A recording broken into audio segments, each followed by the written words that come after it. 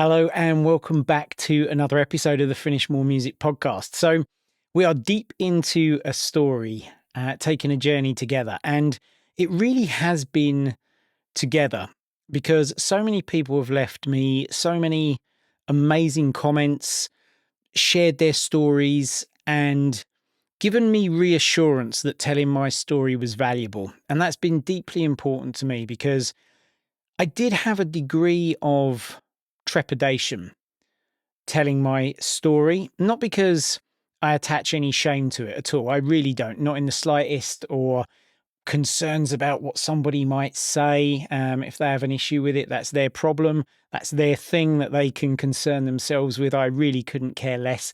I think it was more just because the tone of these episodes have been a huge departure from anything we've ever had on the podcast before. And so I didn't really know how it would land. And the fact that so many people have said that they find value in it for a variety of different reasons. One of the big ones being people who may be struggling and saying that they feel like they are not alone.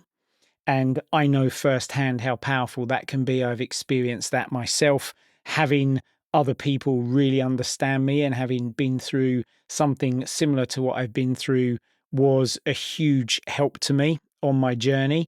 And also people who have just reached out to say, look, it's fantastic to have the podcast back. And that in itself was a wonderful confirmation for me. So once again, a huge thank you if you've contacted me in any way, shape or form.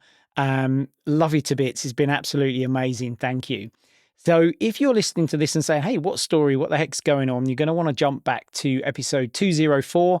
That's where this story and this journey kicked off. And if you continue as it is, this is not going to make a tremendous amount of sense to you. So I do recommend heading backwards to episode 204. So if you've been on the journey, you will know that I'd been through the most tumultuous, challenging, and unquestionably dangerous time in my life, one really that almost ended me. And we left the last episode where I said that things were about to take a completely unexpected and really quite weird change. There was going to be a big change in events. And coincidentally, it landed bang on my wife Anna's 40th birthday. And it all began on a boat in a lake in Brazil. So this is a story of what happened next. This is part 3. Let's continue this journey together.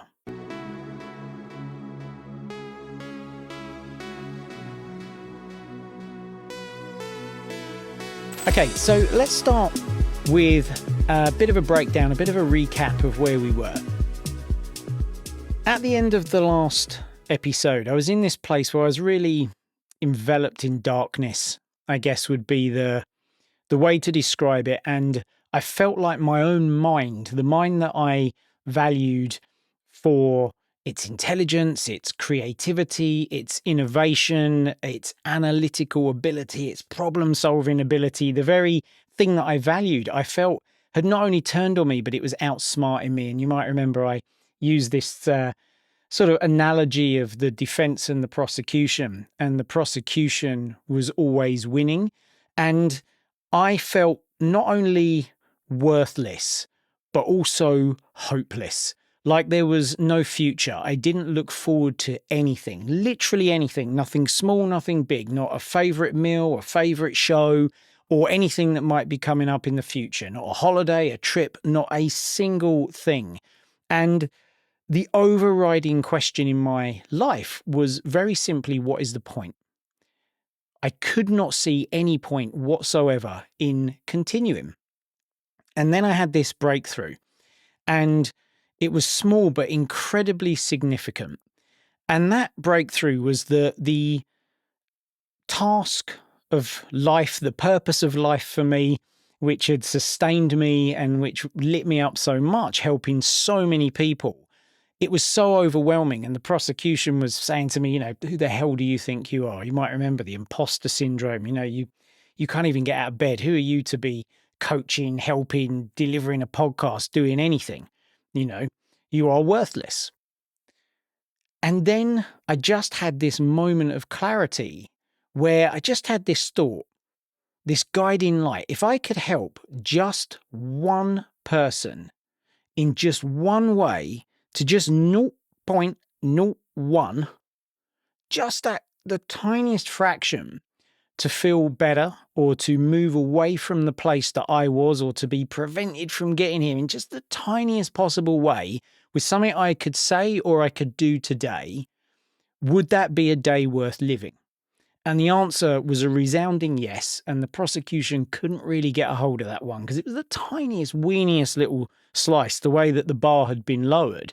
And I knew that I had that in me. I knew I could take that step. And that was sustaining me. And it was absolutely huge. And it also tipped the balance for me in coming to the States. So this is back when I lived in the UK, and there was a mastermind that we were a part of that I felt like such an imposter, like all these sort of hyped up, excited, enthusiastic, energized Americans, all entrepreneurs, all excited about the future and pumped up and high-fiving and yee-hawing and all the things that I absolutely love about people who are like that. And one of the big reasons why we moved to America, I just love being around people like that. But in this case, it just made me feel like the tiniest person, the complete imposter in the room. And so there was a 3-day retreat in Phoenix, I think it was, and I just didn't see any way that I belonged or could be in that room, and I wasn't going to get on the plane. And then that thing came back. But hang on, what if you could help just one person in just one way, 0.01%? Is that worth getting on the plane? Take yourself out of this. Take the self out of this. Is it worth getting on the plane? And the answer was yes. Thank God the answer was yes, because when I got to the mastermind on the second day at lunchtime, I spoke to my mentor, James, who runs the mastermind. And I said to James, look, I'm really struggling. And he said, let's sit down. Let's get coaching you on this. If you want my help, I'm here for you. I was like, yes, please. And it was a glimmer of hope. Finally, there was something, because I had so much trust in him, really believed in him. And then from there, back to the UK, then to Brazil, because we were going to celebrate Anna's 40th birthday. And whilst I was there, I jumped on a call with James, and he asked me a really important question, which was, why do you really think this happened to you? Why do you think the burnout happened? Why do you think the depression happened to you? What kicked this off? And when I really thought about it, I just had this hunch, and I said, James, I think it might be because I wasn't listening to my intuition. I was making choices that my heart didn't agree with. I was having choices taken out of my hands. I was living my life to meet other people's expectations. And actually, what I later came to realize is that I was living my life to meet what I thought other people's expectations of me were. I think it's worth me saying this again. This is a really important thing to consider, I think, for all of us. I was living my life, I thought, to meet other people's expectations, and actually I was living it to meet what I thought their expectations of me were. If you are a people pleaser, or you have some kind of tendencies, or that resonates with you on some level, that's really worth considering. There's a big difference there. That's really worth thinking about. So I'll plant that flag in the ground, because we're going to return to that a little bit later in the story. And let's rejoin where we were. I'm waking up, and it is my soulmate, my beautiful, incredible wife, who's been my rock and my foundation, and who was there for me throughout all of this, not truly understanding what was going on. Of course, scared, worried, what on earth has happened to my husband, to the man I love. I don't really understand this, but I want to be there in any way that I think I can possibly be there. This beautiful soul is now turning 40. And coincidentally, her mum's birthday is the same day as hers. So the house is full of joy. There's a lot of celebration. And I woke up and I felt it, and it was a good day for me, an anomaly. It seemed like it had to be, right, in that kind of surroundings and those circumstances. And it was a phenomenal day. The sky was blue, everything was great. We were going to meet our friends. One came to pick us up. We went to the supermarket. And one thing I can tell you about Brazilians is wherever there's a party, there's a barbecue. And when there's a barbecue, there's beer. So that's what we were doing at the supermarket. We were just getting stocked up, loads of picanha. If you're not familiar with it, it's just this phenomenal cut of beef that you slice really finely. And when it's barbecued, it's amazing. Loads of beer, whiskey. My friend Danielle, who'd picked us up, big whiskey fan as well. And we were going to get on it. And I hadn't had a drink in quite some time, because when I was going through the depression, I made a conscious decision that I didn't want any kind of medication. When I'd spoken to the doctor, that was offered to me, and he kind of put two paths down. One was the medication route, the other was the therapy route. And I said, the medication for me personally, just a personal choice, no right or wrong here. That wasn't a route I didn't want to go down. And I didn't want to drink either. I didn't want prescription medication or self-medication. I thought that would probably just make it worse for me. And I do have an addictive personality, and I certainly could have done without bringing that demon into my life if that would have been the case.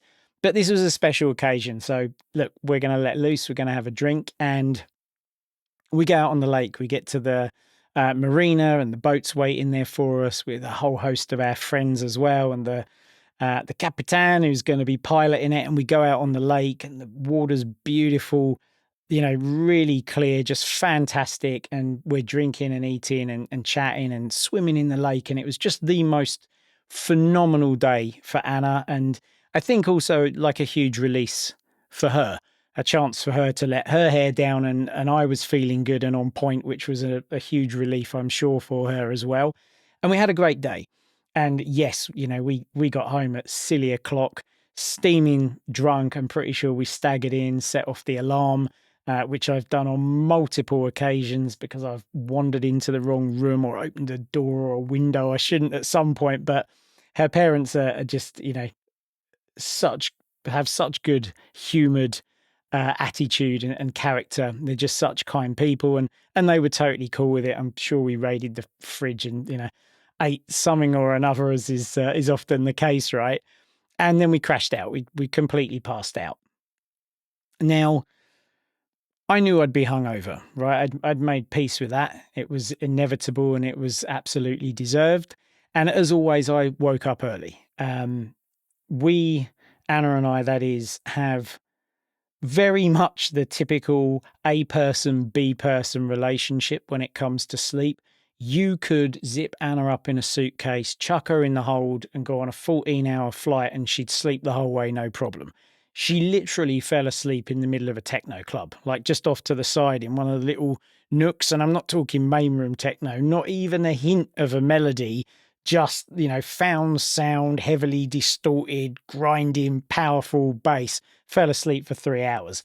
She's that person. Let's call her person B. And I am person A. Like, I will wake up if a wasp flies by the window.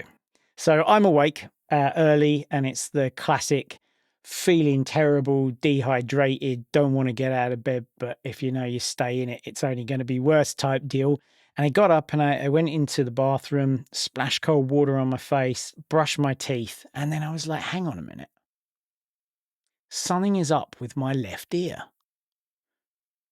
It's like congested or something. It must be water. I had a swim in the lake. It's almost certainly water. So I, finger in the ear, wiggling it around, cotton bud, kind of gently. I'm not a big fan of shoving one of those right into your lug hole. But it wouldn't shift. And I thought, look, fine, that's what it is. And I was hungover. I couldn't really get a grip of it. And it persisted throughout the day. And I mentioned it to Anna, but we thought, after a good night's sleep, maybe it'd shift, and me wobbling my head around and all the rest of it. And so then I started doing all the usual things you do on a plane, right? Yawning, swallowing, having like candy, a sweetie, something like that. The Valsalva technique, that's the one where you pinch your nose and close your mouth and sort of I guess, try to breathe out in a way, and it forces pressure into your ears, but I just couldn't shift it. And I woke up the next day and it was still there. And now I've got a bit more clarity of thought, right? The hangover has gone. And I was like, there's definitely something really up here. And I needed to do some work.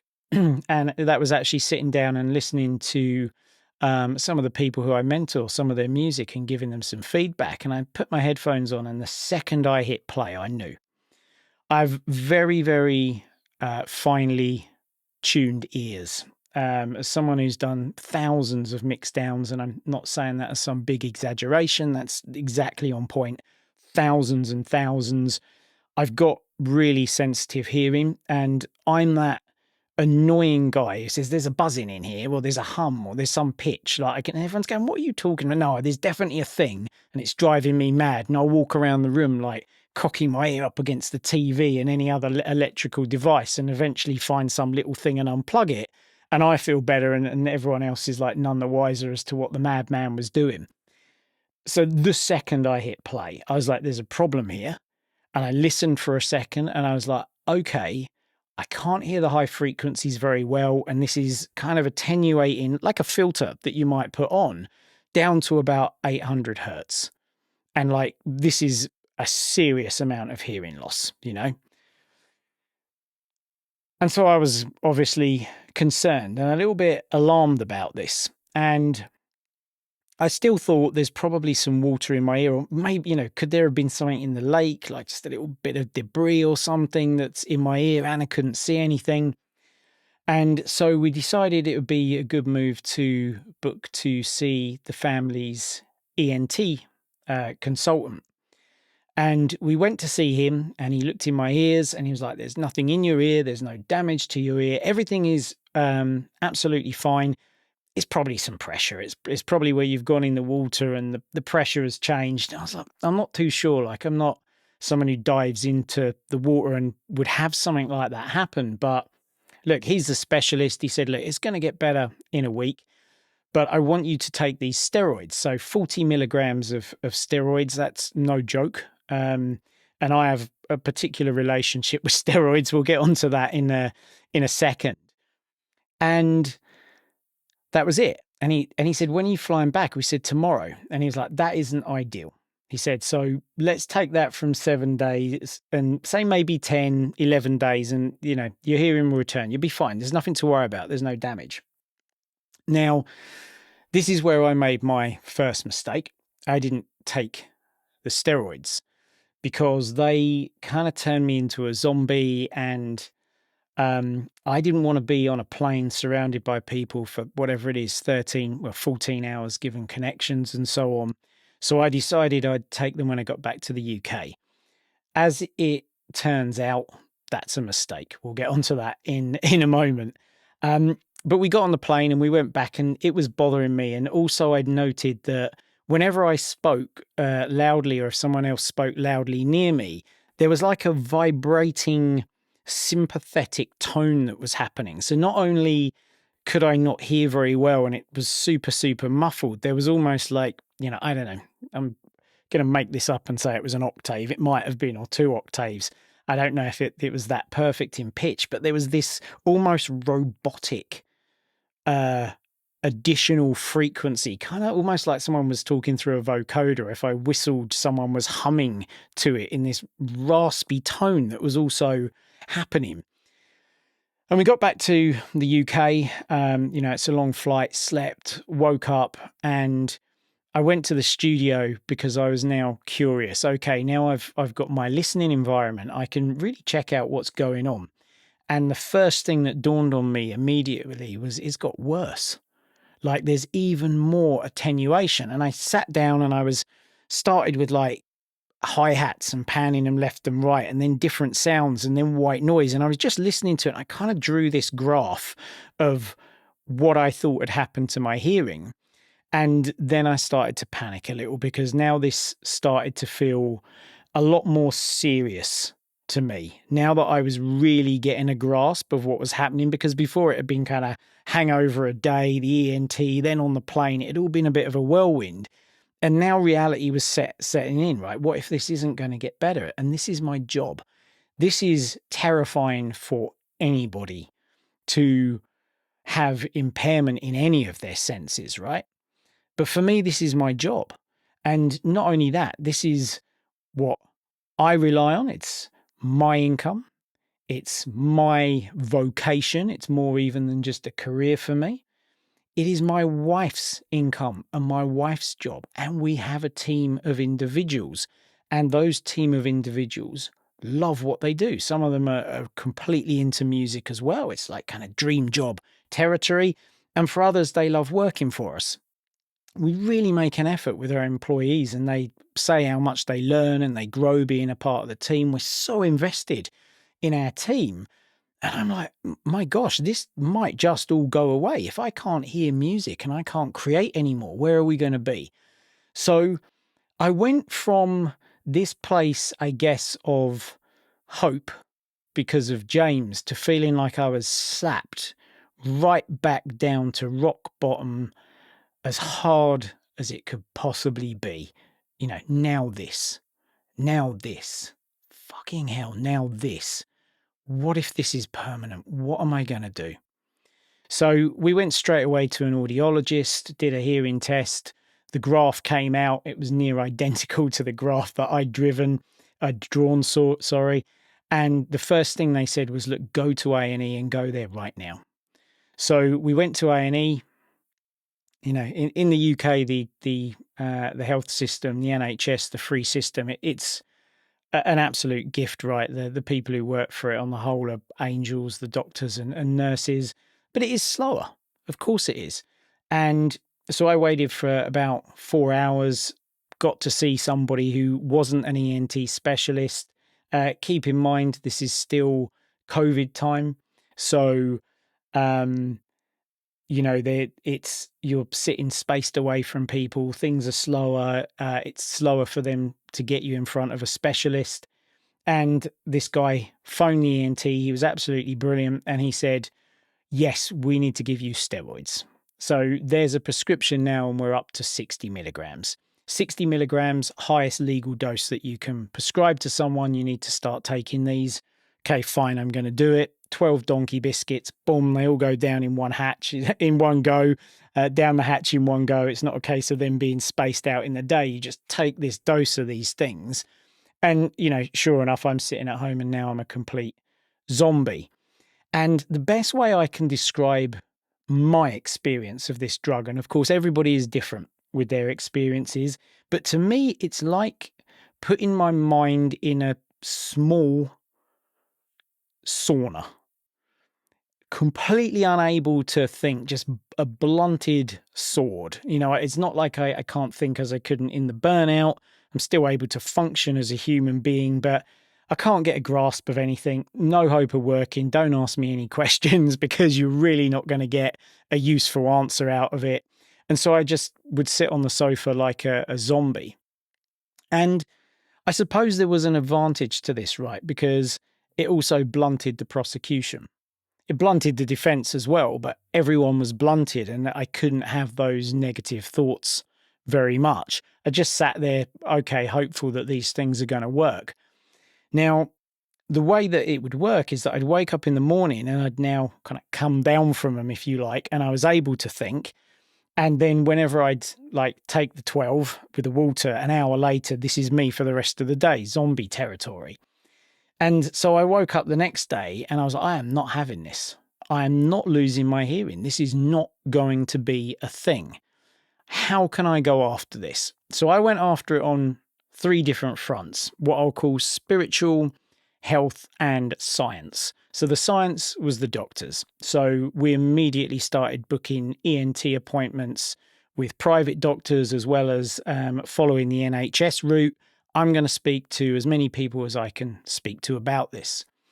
And the spiritual route for me, as well as meditation, is I have a couple of crystals.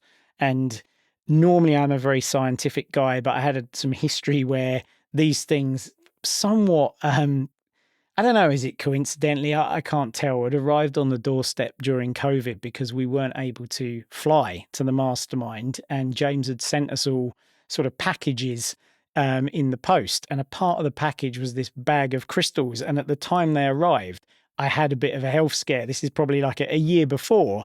And I just read them up and I was like, okay, this green one absorbs negative energy and this pink one is like kindness, compassion, and positive energy. And I just held on to these things. And I'd held on to them and I'd recovered.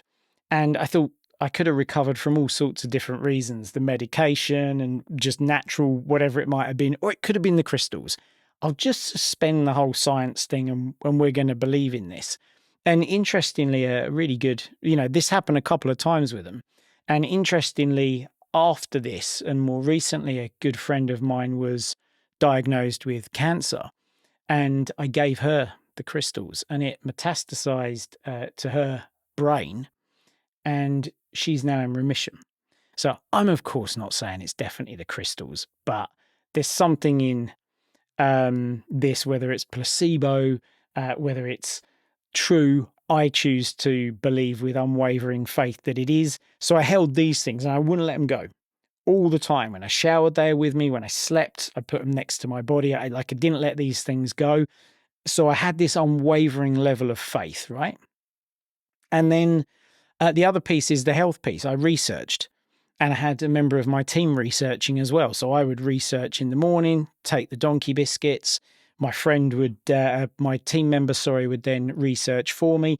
Everything. I was changing my diet, like every anti-inflammatory. I had these boxes of like turmeric and ginger shots coming through and pomegranate stuff and beetroot and like revamp my diet with all these other kind of shots and things and other, off the shelf supplements that you can get, as well as eating a diet that was low inflammatory, looking at all these different massages for your ears and electric massager and everything I could do, clear the sinuses. I was like, this is up to me. I'm going to be responsible for this. And I went down these 3 paths. But day by day, I'm taking the steroids. And just to be clear, I had a 40 milligram and a 60 milligram. I wasn't taking 100 milligram. I just thought, well, this is a 7-day prescription of both. I'll just keep taking 60 until they're done. I'm like not going to give up. I'm going to keep taking them. So I got to what was the 3rd ENT specialist now in the UK. So 4th ENT specialist overall. And we are now 2.5 weeks, something like that, from me noticing the hearing loss. And, this guy's being very thorough and like hitting the tuning fork on my head and all these different tests that they do. And he was saying, look, you really should just stop taking these steroids. They're useless. And this was the piece. It's like, if you don't take them within 48 hours of the hearing loss, they really don't do anything. So I was like, damn. So again, 4th person now, there's nothing wrong with your ears. So what that means is that if there's no damage to the ear, it's the signal, the electrical signal, if you like, that's going from the nerves of your ears into your brain, and something's gone wrong there.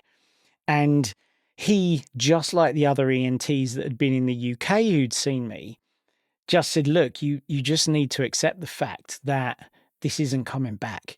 He said, there may be a chance of recovery, but given the length of time now and the fact you've taken the steroids and it hasn't done anything, you might get maybe 20% back. Like, this is going to be you now. And Anna, bless her, she's like waiting outside in the car because it's COVID. She wasn't even allowed to sit in the waiting room at the private hospitals. And she's sort of sitting anxiously, nervously, hoping and praying that I'm going to come out and there's going to be some kind of good news, even a follow-up, something of some use that this guy would have said. And it's the same news. And I got in the car and something interesting happened at this point. I sat down next to Anna and she was clearly suffering, right? And something came over me and I just looked at her and I said, look, this is the news from this guy and I'm complete with it. I'm complete with this. It's okay. It's going to be all right. Don't worry. It's going to be okay. I'll figure out a way. I'll figure out something in Ableton. I'll gerrymander together some sort of effects chain or something, or figure it out with one ear. Like, I'm going to be okay. We're going to be okay. This is going to be fine. Perhaps the first time in 18 months that I'd spoken to her in that way. And I could see some relief on her face because I said it with such conviction, because I just knew it. I just knew it. And then I said, I will never, ever, for as long as I live, ever complain about having to listen to a piece of my students' music ever again. I am going to have the deepest sense of gratitude for the hearing that I have left, because this was just taken from me. The click of a finger, it was just gone. And I'd taken it for granted. And there are people out there who lose their hearing, who, completely, or get some kind of virus or in some kind of accident. There are all sorts of things that happen to people that they lose their hearing. And I'm going to be so deeply grateful for this all of the time. Now, don't get me wrong. I've said this before. I'm so privileged and so lucky to do a job that I love. Like, typically, I absolutely love listening to music of all descriptions, right? I love helping my students. I love analyzing things. I love figuring out the things that maybe they're missing and explaining it and seeing their faces light up. And they're like, oh, I get it. If I just do this, that closes the invisible gap, the one that I could hear kind of. I know there's something different, but I don't know what it is or how to fix it. I love that. But I'm sure you can relate. Sometimes your workload is such that there's so much on your plate that you're just like, oh, not another thing, And so, yeah, sometimes I'd complained and moaned and grumbled. I was like, never, ever again. And so now we're on the way home and we stopped off at the supermarket to get some bits. And as I was getting something off the shelf, again, this voice came into my head. And it was the same about the steroids. It was like, I will never, ever complain again for as long as I live about having to think. When one more thing comes over my desk at the end of the day, when my bandwidth feels kind of spent and I'm tired and I might be a bit grumpy about it and I'm like, oh, couldn't they figure that out for himself or something along those lines? Like, my thinking is kind of like my ears. It's my superpower. It's something, my ability to solve problems and to come up with creative solutions and ideas and to create. It's something that I love. I spoke, at the beginning of this episode about the value that I have in the way that my brain works, right? And I was like, again, some people, whether it's a virus, whether they've got an illness that they're on medication like this long term, like, some people are so much worse off. And again, this drug has just taken this from me. Fortunately, this part of the equation is temporary. I'm never, ever going to complain. But more than that, I am going to have the deepest sense of gratitude for my ability to think every single day for the rest of my life. And these things are important. Something changed in that moment in me. I could feel it. Now, this is where things start to get weird. For the next, whatever it is, 2, 3, 4 days, I'm taking the steroids, and then I finished taking the course of steroids, and over the space of maybe a couple of days, the drug completely drains from my system and I get complete clarity back. And if being on the steroids was like being in a small, claustrophobic, heavy sauna where I was unable to think, being completely free of them felt like I was at the top of an alpine mountain, with the crisp snow and the sharp blue sky and the deep green trees, breathing in the freshest air possible. My thinking was back and it just felt absolutely brilliant. Like, you just don't know what you have in your life until it's taken away from you. And there was just such an incredible contrast. It really landed with me. And that evening, I get on a call with James. It's our next call. It's our catch up. Now, James has no idea that any of this has gone on. The last he heard, I'm getting on a boat tomorrow to celebrate Anna's 40th birthday. And so I regaled the tale to him of everything that's gone on, the hearing loss, the drugs, the gratitude, and everything that's happened to me. And he listened intently.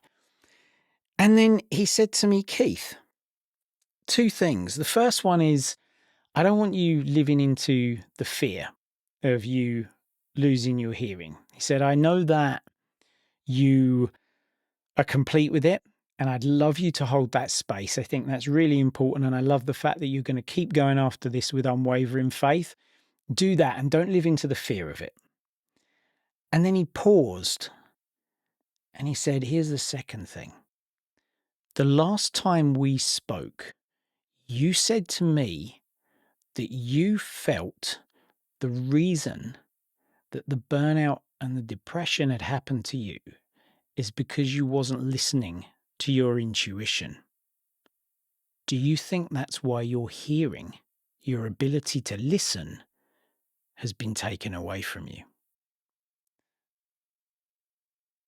What? Oh my gosh. Just like it is right now telling you this story, the hairs on the back of my neck, on my arm, like the electricity, the chills went through like every sinew of my being. He nailed it. I mean, wow, what incredible intuition himself, right? My gosh, he'd nailed it. I just knew in that moment, he's got it. He has got it. My hearing has been taken away from me because I'm not listening to my intuition. I said, you've got it. And he said this, be in integrity to this, Keith, or next time it will be way worse. God throws pebbles, then rocks, then boulders, i.e., you're going to keep getting these things until you pay attention to this. And it just hit me like he just nailed it. He completely nailed it in that moment. It just blew my mind. And like everyone I've ever told this story, it blew their mind as well. And that was the real crux of it. I wasn't listening to my intuition, to what I instinctively felt was the right path or decision or action or even way of being. I wasn't listening to that. If I was presented with a situation where I had a decision to make and the data wasn't there, it wasn't complete, it wasn't obvious, and I wasn't able to justify my decision, I wasn't able to back it up with logic, back to the brain, right? The superpower, the brain, then I would usually just fold and go with whatever the other person wanted because I didn't feel that I could really back it up. So I just went with what they wanted or what circumstance was dictating, instead of saying, hang on a minute, I don't have the data, you don't have the data, we don't have the data here to make a decision, therefore I'm going to follow my gut. The decision is mine and I'm owning it. What I wasn't doing in hindsight is I wasn't trusting myself. I'd lost trust in myself. And as a result of these combination of factors, not listening to my gut and not trusting myself, somewhere along the path, I had lost a sense even of who I really was as a human being.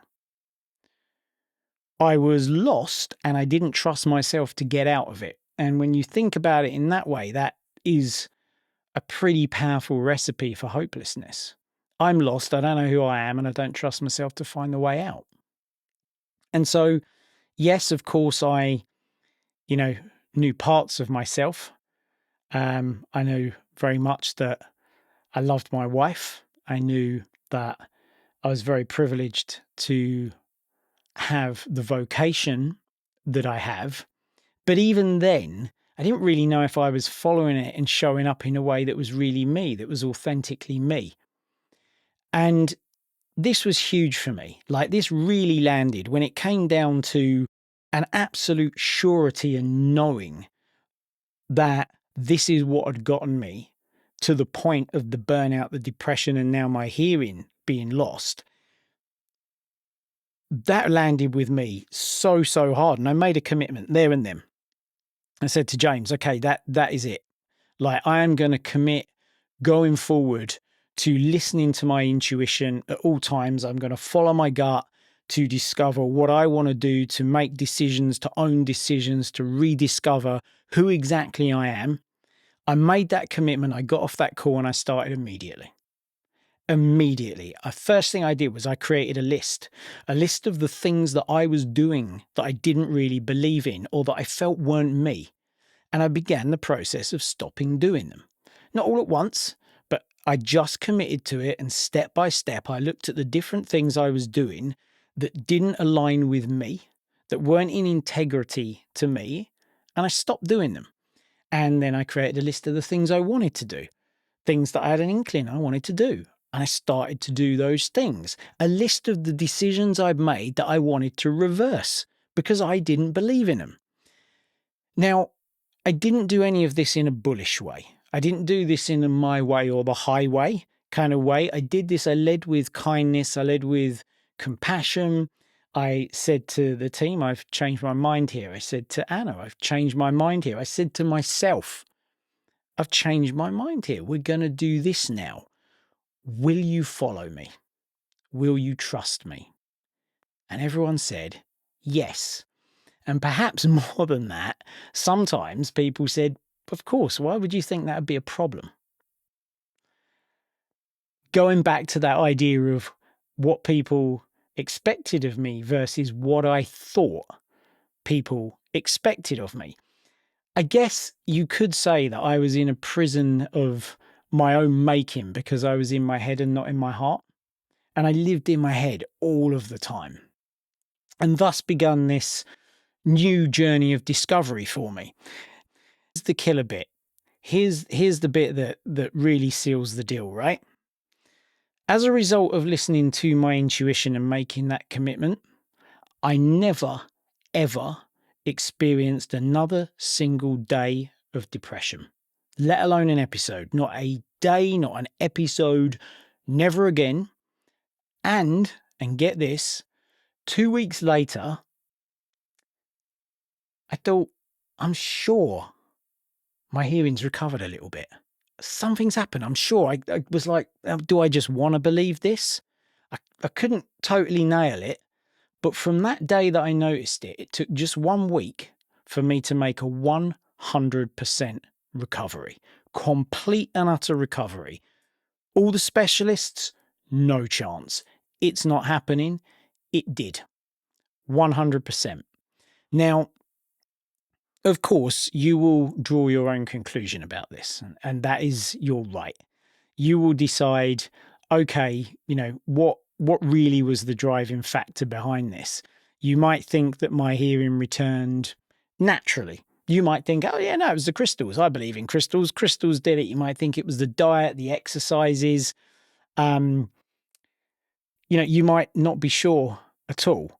I can tell you exactly why, because I am as sure as I am that the sun comes up tomorrow, that all of this story, everything that happened to me was a sign, a warning shot. It was whatever you want to call it. It was screaming, pay attention, just as the depression was.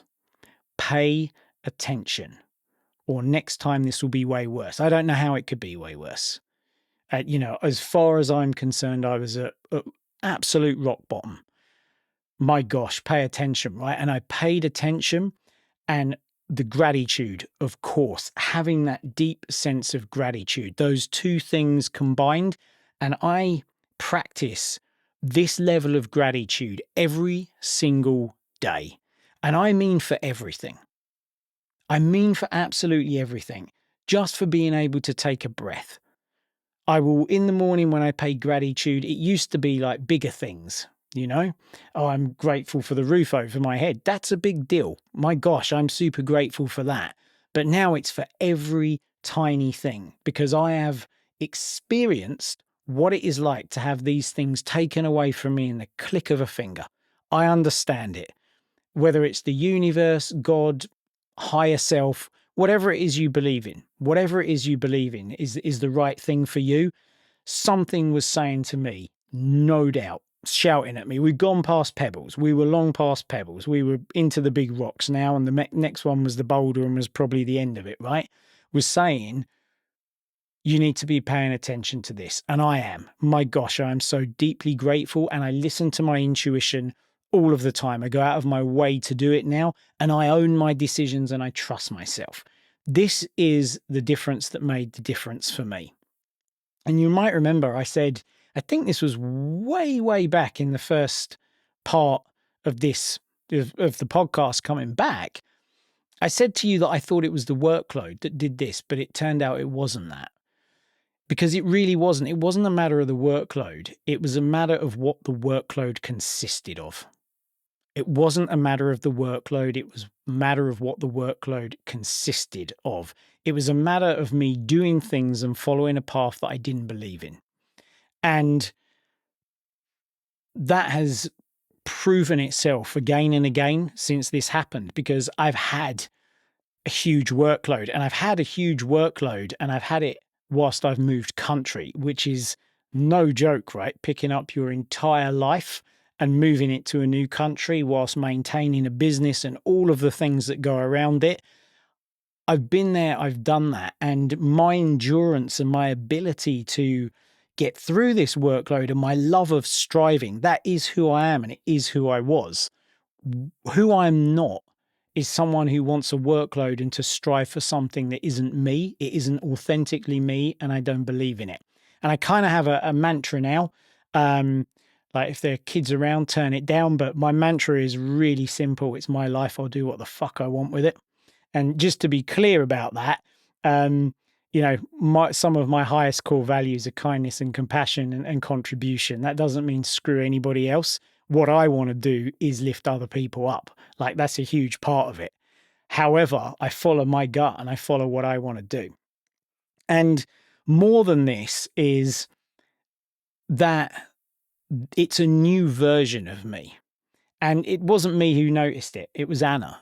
Within a couple of weeks, I think before even my hearing started to return, Anna was like, I've got you back, but it's not you. It's a new you. And she coined the term Keith 2.0, which is kind of stuck. It's funny. We explained this when, I explained the whole thing to James and the mastermind group the next time I saw him. And some people were like, my gosh, I had no idea you were going through all of this. Other people were like, there was something about your energy. There was something, and you're totally different now. And it became a kind of a little bit of a joke. Now, I do want to plant a flag in the ground where you can see this. The story that I've shared across these 3 episodes is my lived experience. And it's really important that I highlight that. I am not speaking or attempting to speak from a place of expertise, and I'm not aiming to speak from a place of any authority whatsoever. I wouldn't dare to do that. This is just my story, and other people's journeys are different. And it is, of course, not lost on me that my story is a little bit strange. The fact that all of this came to a crescendo that culminated in a click of the fingers, and the depression went away, and within a couple of weeks, my hearing returned. I mean, this just isn't normal. And of course, I acknowledge that I think, several seeds were sown along the journey, but nothing had moved the needle. And then all of a sudden, just like you put, plus 18 decibels through a VU meter and it go completely the other way from silence, my life just completely changed and changed for the better. And it's a whole new me. It really is the phoenix rising from the ashes. Now, of course, I hope that in telling this story, it helps anyone who needs to hear it. And I know on some level it has. As I said in the intro, this understanding that you're not alone is really important. And there are a couple of people in the mastermind who I spoke to on the first retreat that I went to privately. And I don't even know how we got onto the conversation, but I think I'd probably already spoken to James, and it transpired that they had been through depression. One of them sort of had episodes that were a bit more further apart, and they were able to talk to me about their experience. And it helped me tremendously.